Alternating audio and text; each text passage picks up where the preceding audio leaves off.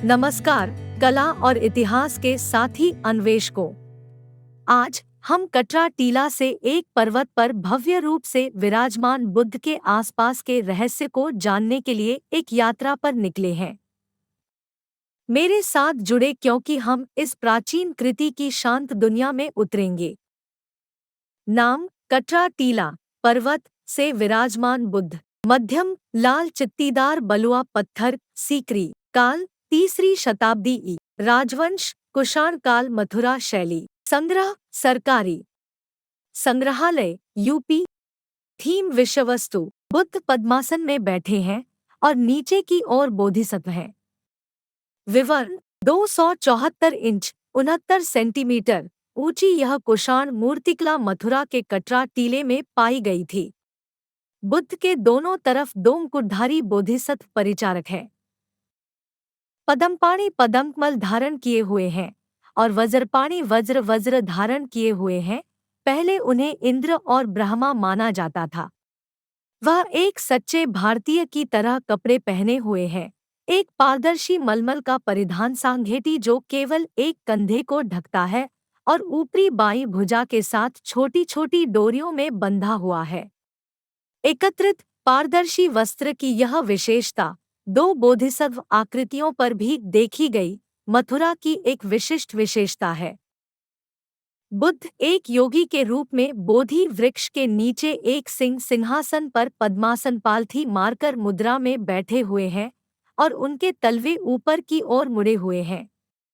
चेहरे पर अन्य सभी मथुरा बुद्धों की तरह मुस्कुराती हुई मैत्रीपूर्ण अभिव्यक्ति है। बुद्ध को किनारों पर उकेरे गए एक बड़े सजावटी प्रभामंडल द्वारा समर्थित किया गया है और सरल रूपांकनों से सजाया गया है। उनकी उपस्थिति में दिव्य प्राणी, जिन्हें गंधर्व कहा जाता है, मक्खी की फुसफुसाहट वाले प्रभामंडल के ऊपर तिरछे स्थित होते हैं। दाहिने हाथ की अभय मुद्रा और दूसरा कोण वाला हाथ उसके बाएं घुटने पर आराम करते हुए गति की हवा देता है। अधिकांश बाद के बुद्धों की तरह सिर पर बालों के लहराते निशान नहीं हैं, केवल उष्णिशा सिर पर घोंघे के खोल जैसी गांठ है। अन्य लक्षण जैसे भौहों के बीच माथे पर उड़ना, हथेली पर चक्र और पैरों के तलवों को स्पष्ट रूप से दर्शाया गया है। इस काल की मथुरा की मूर्तियां हल्की लेकिन मांसल शरीर वाली हैं। बारीक नक्काशीदार वक्रों और आकृतियों के लचीलेपन की सुंदरता उन्हें एक मिट्टी जैसा लुक देती है। चेहरा गोल, मांसल गाल और कंधे चौड़े हैं। चित्र में पेट की सूजन को प्राण या आंतरिक सांस की गुणवत्ता के साथ चित्रित किया गया है। उड़ते हुए गंधर्व मूर्तिकला को आध्यात्मिक महत्व देते हैं। सिंहासन पर 3 सिंह उभरे हुए हैं, जिनमें से एक केंद्र में सामने की ओर है और दोनों किनारों पर एक दूसरे से दूर की ओर मुख किए हुए हैं।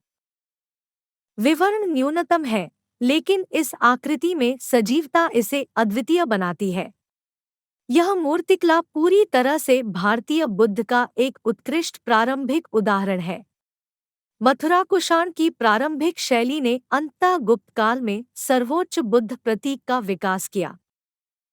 जैसे ही हम कटरा टीला से बैठे हुए बुद्ध की अपनी खोज समाप्त करते हैं, कोई भी इस प्राचीन चमत्कार के प्रति विस्मय और श्रद्धा की भावना महसूस करने से बच नहीं सकता।